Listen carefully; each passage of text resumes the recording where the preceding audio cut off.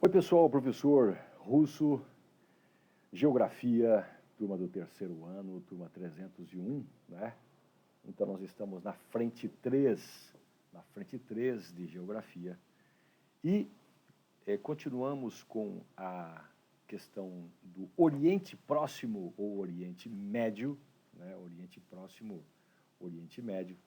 E a gente então vai desenvolver através dessa forma de aula, parece que houve uma melhor aceitação pela apresentação de slides, não é verdade? Então, vamos lá para esse modelo de aula que em época de coronavírus, né? Coronavírus, então todas as escolas estão se adaptando, né? E aí então esperando que você consiga também desenvolver seus estudos em sua casa, na segurança do seu lar, protegendo seus pais e tudo mais, né? Então, nós estamos aí na Geografia da Frente 3, turma 301, módulo 4, página 153. Vamos então falar sobre a geopolítica do petróleo no Oriente Médio. Vamos lá. Aqui nós temos uma imagem para pensar, né? Então, nós temos aqui essa região toda do Oriente Médio, como localizamos anteriormente. E esse país central aqui é o Irã. O Irã é um país que tem muita reserva de petróleo, né? Não é o país que mais tem reserva no mundo, mas ele tem uma grande reserva de petróleo. E há um tempo atrás, o presidente chamado de Ahmadinejad, ele então queria desenvolver força nuclear no seu país para a criação, para a fabricação de energia nuclear, segundo ele.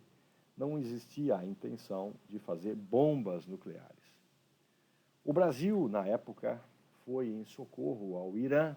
Olha que interessante, o Brasil, na época, foi em socorro ao Irã, embora toda a Europa e Estados Unidos tenham ficado contra o presidente Ahmadinejad.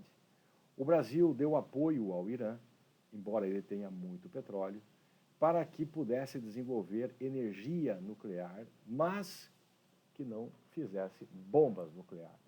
O Brasil é a mesma coisa. O Brasil é um país que tem muito petróleo, muita reserva de petróleo, e cada vez descobre-se mais com as prospecções petrolíferas, né? Agora paralisadas, claro. Mas o Brasil é um país que possui muito petróleo, possui muita energia hidrelétrica, muita energia eólica, muita energia solar, bastando mais investimentos sobre essas áreas. Mas o Brasil também tem energia nuclear. Nós temos a Angra 1, nós temos a Angra 2, a Angra 3, que são usinas que geram energia nuclear sem a necessidade de fazer bombas, embora o Brasil consiga produzir, né, enriquecimento de urânio tal que possibilite fazer armas nucleares. Mas não é interesse do Brasil, pelo menos é o que a gente sabe, na verdade. Então, o Irã, quando quis fazer o enriquecimento de urânio, o Brasil apoiou e ganhou apoio político, né, um apoio geopolítico das comunidades árabes. Então, foi bastante interessante. Claro que o interesse do Brasil era que nós somos o 6º país em urânio, em reserva de urânio do mundo. O Brasil poderia enriquecer o urânio aqui no Brasil e vender esse urânio enriquecido para o Irã. Então, nós tínhamos um interesse comercial naquela época. Obviamente que Estados Unidos não gostou disso e também o mundo europeu não aprovou esse apoio brasileiro. Muito bem. Aqui nós temos, então, esse mapa, bases americanas ao redor do Irã, bases americanas no Oriente Médio. Por que tem tanta guerra no Oriente Médio? Nós temos aqui uma área de tensão gigantesca, porque essa aqui é uma das maiores áreas de petróleo, de reservas de petróleo do planeta, e é o que comanda e movimenta atualmente. É o que comanda e movimenta o mundo atualmente, né? Se nós pegarmos aqui, bases militares americanas no mundo, ó. Nós temos desde o Canadá, nós temos aqui nos Estados Unidos muitas bases militares, né? Nós temos aqui, ó, no Peru, nós temos na Colômbia, nós temos na Venezuela, nas ilhas da América Central, na parte continental americana. Na verdade, Na Europa são diversas bases militares americanas, no norte do continente africano, no meio do Oceano Atlântico. Nós temos aqui na costa leste africana, nós temos aqui bases no Oceano Índico, na Indonésia, no Extremo Oriente, ou seja, né, na Austrália, né, temos aqui as bases na Nova Zelândia, né, até no Polo Sul do planeta existem bases militares americanas que o custo disso aqui é algo realmente estratosférico. Os Estados Unidos vive uma das suas maiores crises econômicas, né? A crise econômica americana não é recente, ela vem desde a época do Ronald Reagan. Ronald Reagan, né, que assumiu o poder, então, em 1981, ficou 2 mandatos no poder e fez investimentos poderosos, né, na evolução bélica do país, só que isso tudo tem um custo. Quando um piloto de avião entra na carlinga, né, na área de pilotagem do avião e aciona as turbinas, a quantidade de combustível, né, a tecnologia envolvida, os custos de operação são simplesmente gigantescos. Então, os Estados Unidos, para manter todas essas bases do mundo inteiro, realmente tem um custo gigantesco, proibitivo para eles hoje. Nos Estados Unidos, 52 milhões de pessoas hoje vivem na pobreza nos Estados Unidos. Agora, na época do coronavírus, né, 16 milhões de pessoas já estão demitidas naquele país, somando-se a 6 milhões e 600 mil que já estavam reivindicando auxílio-desemprego, ou seja, Estados Unidos está em uma derrocada econômica muito grande. Prevê-se que no segundo trimestre, primeiro trimestre quer dizer o quê? Janeiro, fevereiro, março, a queda tinha sido de 4%. Mas prevê-se que para o segundo semestre, ou seja, abril, maio, junho, até junho, a queda pode chegar a 25%, 30% do PIB americano. Isso pode fazer com que a China, que é o segundo maior país em riqueza do mundo, nós temos então aqui a China, o segundo maior PIB, talvez possa se transformar no país de maior economia mundial. Okay? Então nós temos aqui uma situação geopolítica que vai exigir uma engenharia financeira simplesmente máxima por parte dos estrategistas americanos, europeus e orientais. Bases militares dos Estados Unidos no mundo. Muito bem, quando falamos então em Oriente Médio, nós temos aqui o Oriente Médio, que as mídias chamam de Oriente Médio, mas os historiadores, geógrafos, geopolíticos chamam de Oriente Próximo. Oriente Próximo. Nós temos então aqui o continente africano e temos então aqui o Oriente Próximo, né? E para as pessoas saírem do continente africano desde a pré-história, passam por esse pequeno estreito aqui, ó. Para virem da Península Arábica para a África, passam por esse estreito. Para sair da Península Arábica para a Europa, passam por esse estreito, por aqui assim, vão chegar na Turquia e vão então conseguir acessar a Europa, ou vindo através desse mar aqui, que é o mar Mediterrâneo. Essa aqui é uma região que sempre foi como se fosse uma freeway, uma BR, uma área de passagem intercontinental. Olha só que coisa incrível. E essa aqui é uma área, então, que desde o passado existem grandes reservas de petróleo, daí os grandes conflitos internacionais. Aqui nós temos, então, a linha do Equador, que é essa linha que passa aqui no meio da sua tela, né, norte do Brasil, corta o norte do Brasil e passa bem no meio do continente africano, ou seja, o Oriente Médio, o Oriente Próximo, está totalmente no hemisfério norte do planeta. Novamente, localização, temos aqui no meio do continente africano, nós temos então na parte mediana aqui, nós temos a linha do Equador. Ao norte, nós temos então aqui o Egito, e daqui do Egito nós temos então esses países que fazem parte do Oriente Médio. O maior país, então, é para ser esse aqui, que é a Arábia Saudita, seguido pelo Irã, 1.900.000 quilômetros, 1.500.000 quilômetros. O próximo país de grande dimensão é a Turquia. Chamando a atenção para que nessa região existe uma confluência de religiões. É nessa área que surgiu, por exemplo, as bases do cristianismo. Cristianismo são todos os grupos que entendem Jesus Cristo como um personagem de grande relevância. Então, cristianismo. Os budistas já são diferentes. Eles entendem Jesus Cristo como um personagem importante, mas não de grande evidência como Buda, né? Então, no mundo oriental, Extremo Oriente. Então, nós temos aí o cristianismo, para aqueles que acreditam em Jesus Cristo. Nós temos também o judaísmo, que entende o Antigo Testamento como o mais importante, na verdade. Então, o judaísmo e também a religião muçulmana, né?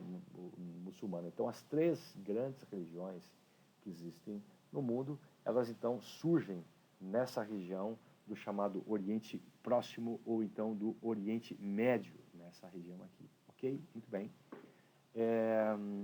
Uma área de passagem até hoje em dia, essa região ela era uma área comercial desde a pré-história, né? Desde a pré-história, desde a história antiga. Mas quando aqui no Irã descobre-se petróleo em 1908, um geólogo chamado de George Reynolds, então ele conseguiu encontrar em 1908 petróleo nessa região e a partir daí fundou uma empresa chamada de, junto com a Grã-Bretanha, né, houve a fundação de uma empresa chamada então de Anglo-Persa Oil Company, ou seja, APOC. Então, a partir daí, 1908, vai acontecer então daqui para frente diversas guerras pelo controle europeu, pelo controle americano, pelo controle asiático da produção de petróleo nessa região.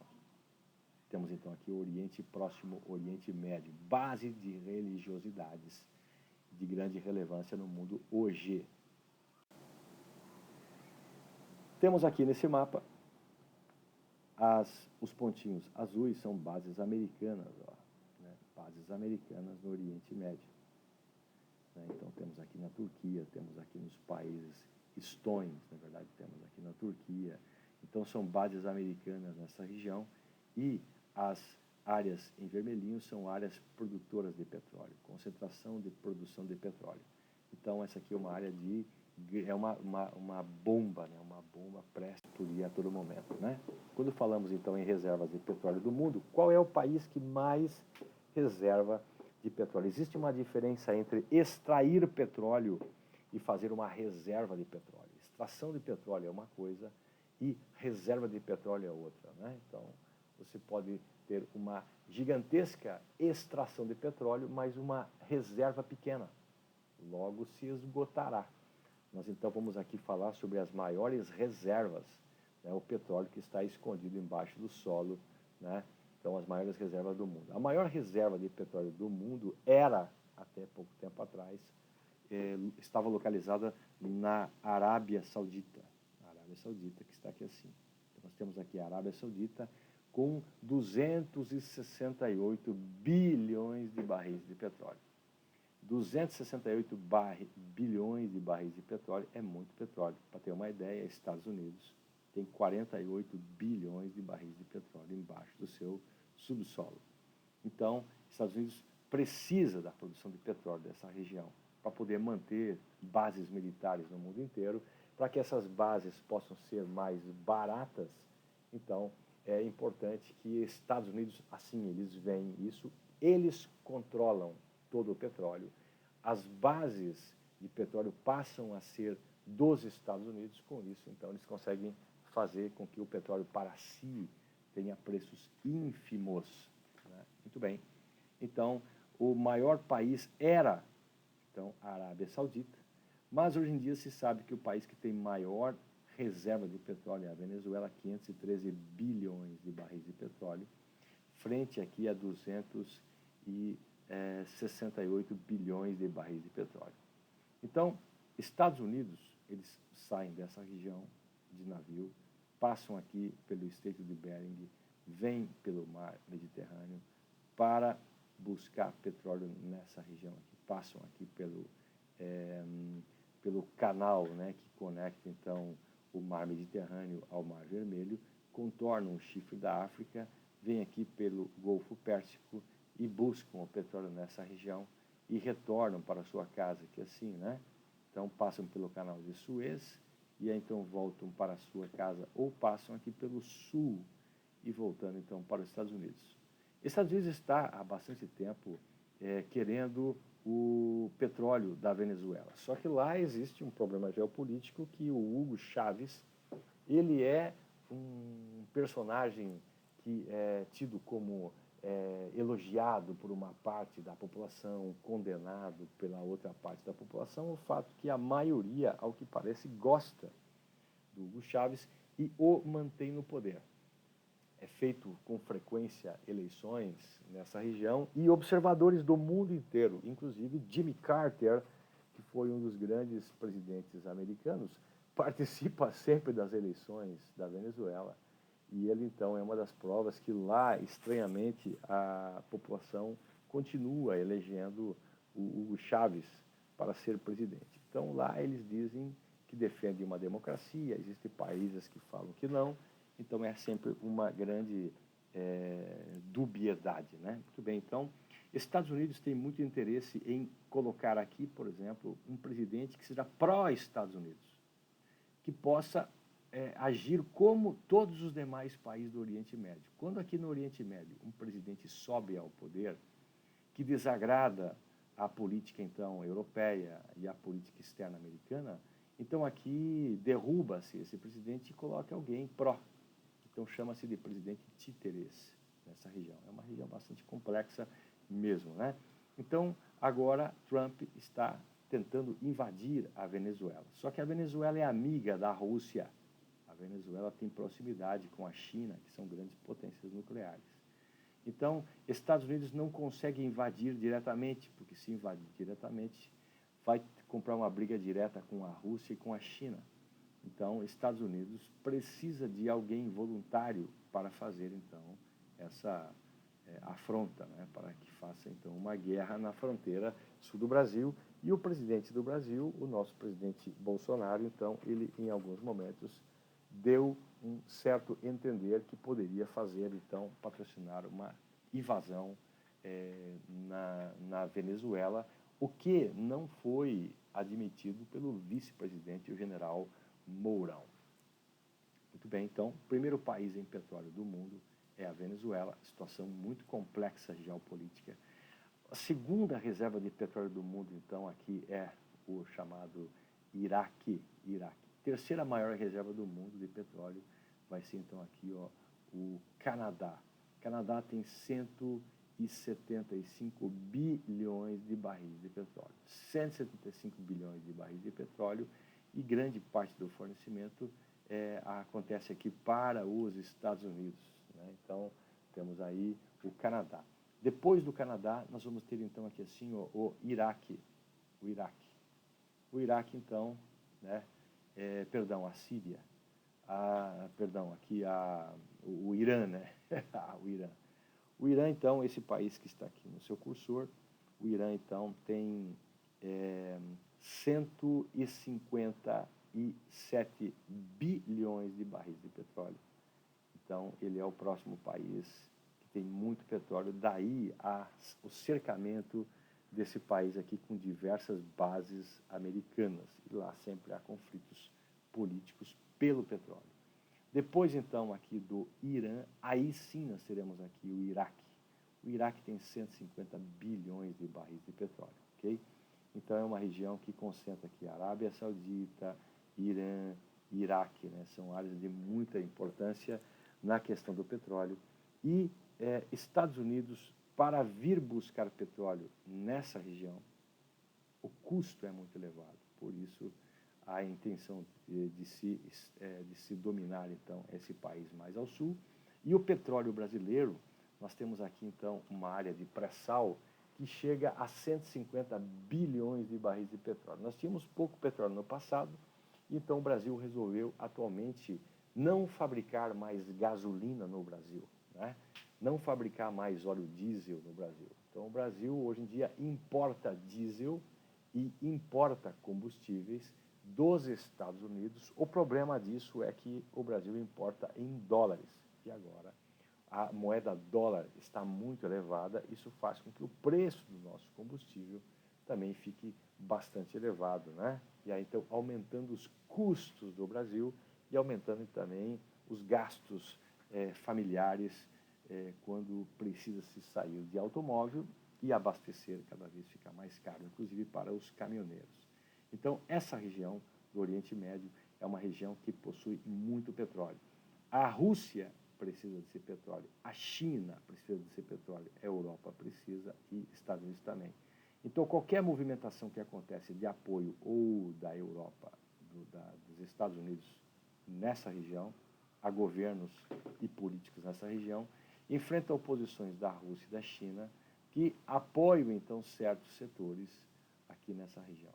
Então, o Oriente Médio é uma grande complicação geopolítica devido à sua riqueza do petróleo. Se houver uma troca de combustível para energia elétrica, energia solar, alguma coisa assim, né, ou houver o esgotamento precoce do petróleo do Oriente Médio, a geopolítica mundial mudaria de figura e outro combustível seria, então, o cerne dos conflitos no futuro.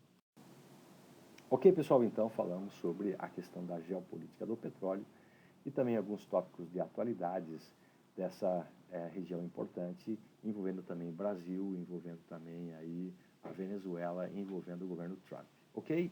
Ficamos por aqui então e nos vemos na próxima aula. É isso aí.